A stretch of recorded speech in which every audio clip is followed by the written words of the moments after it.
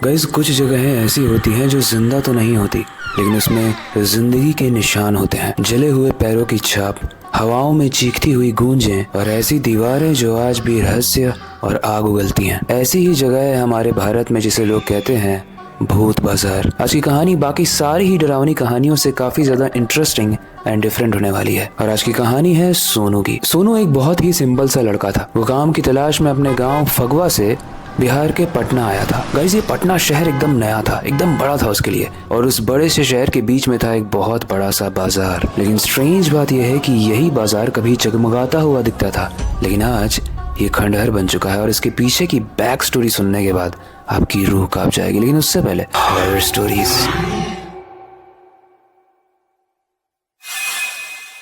Guys, जिस बाजार की आज हम बात कर रहे हैं उसके बारे में ऐसा कहा जाता है कि बहुत साल पहले यहाँ पर दंगे हुए थे, खून बहाया गया था, कई लोगों के घर जला दिए गए थे, और उसके बाद जितने लोगों ने भी यहाँ पर रहने की कोशिश की उनका या तो दिमाग काम करना बंद कर दिया या तो उनकी जिंदगी ही चली गई। एंड यही रीजन है कि उस इंसिडेंट के बाद से इस बाजार को भूत बाजार कहा जाने लगा। लेकिन बताया गाइस, कोई भी जगह कितनी भी ज्यादा डरावनी हो, अगर उस जगह पर किसी को काम मिल जाए और किसी ऐसे इंसान को काम मिल जाए जो बहुत ज्यादा गरीब हो, तो उसे डर नहीं लगेगा, बल्कि उसे अपना भूख देखा जाएगा। वो अपने भूख को पूरा करने के लिए कमाना चाहेगा, चाहे जगह कितनी भी डरावनी हो। हमारे सोनू की भी कंडीशन कुछ ऐसी ही थी, लेकिन अब उसको नौकरी मिल गई थी, और उसको नौकरी मिली थी उसी बाजार में। उस दुकान के मालिक का नाम था शमल। एक समय था जब उनकी दुकान खूब चलती थी, लेकिन अब ज्यादातर समय बाजार खाली रहता है। दिन में ग्राहक कम आते हैं, दोपहर में सन्नाटा रहता है, और पूरी रात तो वो खंडहर जैसा ही दिखता है। लेकिन उसके बाद भी सोनू को ये ऑफर जब मिला तो उसने जॉब के लिए हाँ कह दी, क्योंकि वो इस शहर में जॉब ढूंढने ही आया था।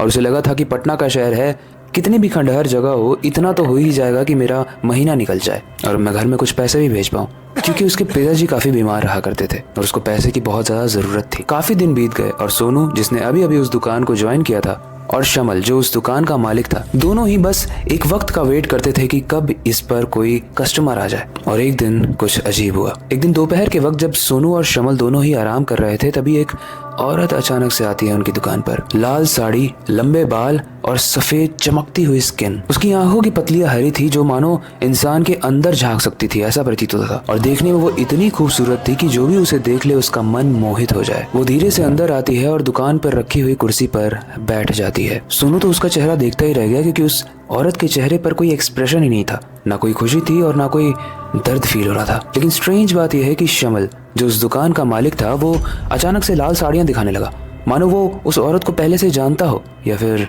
मजबूरी में दिखा रहा था। थोड़ी देर बाद वो औरत खड़ी होती है और बिना कुछ कहे, बिना कुछ बोले, बस उस दुकान से आगे बढ़ने लगती है, बाहर निकलने लगती है। लेकिन अजीब बात, शमल, जो उस दुकान का मालिक था, वो भी उसके पीछे पीछे जाने लगता है। सोनू आवाज लगाता है, भैया कहाँ जा रहे हो उसके पीछे पीछे?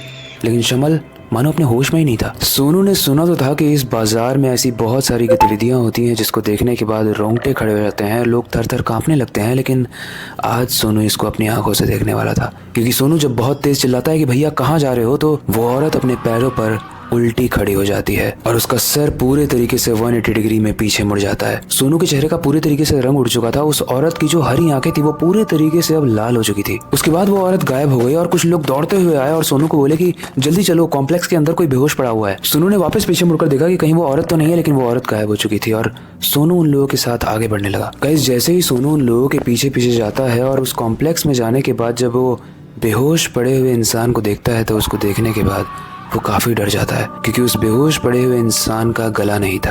लेकिन स्ट्रेंज बात यह थी कि उस बेहोश इंसान ने वही कपड़े पहने थे जो उस दुकान के मालिक ने पहने थे, जिस दुकान पर सोनू काम करता है, यानी शमल। सोनू इस चीज को देखकर बहुत डर जाता है। वो वापस से जाकर दुकान में बैठता है और देखता है कि वहां पर शमल बैठा हुआ है।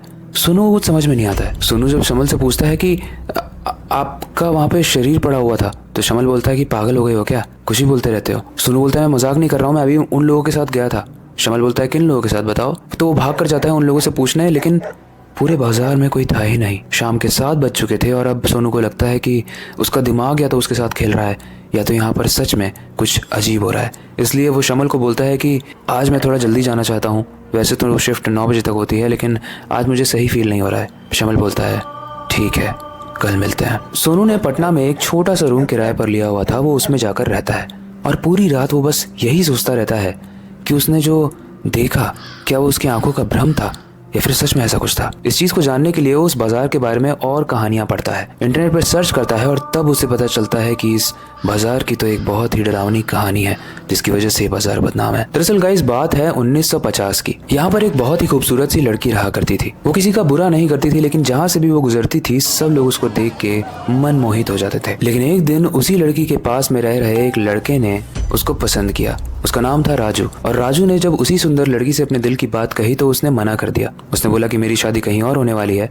और इस रिजेक्शन को वो राजू फेस नहीं कर पाया और गुस्से में आकर उसने बोला कि मैं इस लड़की को सबक सिखाऊंगा। इसलिए फुसलाकर वो शाम को उस लड़की को अपने घर में लेके गया और उसके साथ बहुत ही बुरा दुर्व्यवहार किया। इस चीज के बारे में जब आसपास के लड़कों को पता चली तो सबने मिलकर उस लड़के को जान से मार दिया। उसके बाद से उस बाजार में ऐसी अफवाह फैल गई कि वो जो लड़की थी वो एक चुड़ैल थी और उससे जो भी प्यार करेगा या जो भी उसके पास जाएगा वो मर जाएगा। और गाइस पुराने जमाने के बारे में तो हम सभी जानते हैं, कोई भी किसी को अगर चुड़ैल बोल देता है तो पूरे गांव वाले उसको मारना चाहते हैं। और इसी तरीके से एक एक ने करके उस पर ब्लेम लगा दिया कि वो लड़की कोई नॉर्मल लड़की नहीं बल्कि एक चुड़ैल है, जिसकी वजह से उसे जिंदा आग में जला दिया गया। जब वो लड़की मर रही थी तो वो भीख मांग रही थी कि मैंने कुछ नहीं किया है, वो उन लड़कों की गलती है जो मेरे पीछे आते हैं, मैं बस मना करती हूँ, लेकिन सब लोग मुझसे बस बदला लेना चाहते हैं। लेकिन उसके बाद भी किसी ने भी उस लड़की की नहीं सुनी और उसे जिंदा जला दिया। और जलते हुए उस लड़की ने बोला कि मैं तो मर रही हूँ तड़प तड़प के, लेकिन मरने के बाद मैं वापस आऊँगी। अगले दिन से सब लोग खुशी खुशी रहने लगे। लेकिन कुछ ही दिन के बाद रात में कुछ अजीब सी गतिविधियाँ होने लगी और उस लड़की की आत्मा ने एक एक करके इस बाजार में जितने भी लोग थे जो उसको जलाने में मौजूद थे, उस लड़की ने उनके घर में आग लगा दी। और यही रीज़न है कि ये बाज़ार पूरे तरीके से आज भी खंडहर है। और सोनू जिस बाज़ार में काम कर रहा था वहाँ एक्चुअली में कोई मार्केट था ही नहीं, ना कोई शमल था, ना वो लोग थे। वो सब सोनू का भ्रम था, या फिर शायद वो आत्माएं भी हो सकती हैं जो उसी कहानी को दोहरा कर सोनू को ये चीज़ें बता रही थी कि यहाँ पर मत रुको, ये तुम्हारे लिए खतरनाक है। इस चीज़ को पढ़ने के बाद अगले दिन सोनू उस दुकान पर काम करने नहीं गया, बल्कि वो वापस अपने गांव चला गया। उसने सोचा कि जब तक मुझे कुछ अच्छी नौकरी कहीं और नहीं मिल जाती मैं इस जगह तो बिल्कुल नहीं जाना चाहूँगा, क्योंकि मुझे भूतों के पास रहने का कोई शौक नहीं है। वेल गाइस, इस कहानी में हम कुछ सीखे ना सीखे एक चीज़ ज़रूर सीखने को मिलती है, और ये सच भी है। एक तो पुराने ज़माने में कोई कितना भी गलत हो या ना हो, बस बोल देने से ही एक के पीछे एक लोग बस बोलने लगते थे। अगर किसी ने एक को चुड़ैल कह दिया तो सब लोग उसको चुड़ैल कहने लगेंगे, कोई भी उसकी जांच पड़ताल नहीं करता था। और ये भी है कि आज का भी ये डरावना सच है कि कई जगह पर लड़कों की बात सुनी जाती है, लड़कियों की नहीं। सुंदर होना कब एक लड़की के लिए अभिश्राप बन जाता है वो उसे खुद भी नहीं पता चलता है। वेल आई होप आज की कहानी आपको इंटरेस्टिंग और थोड़ी सी डरावनी भी लगी होगी,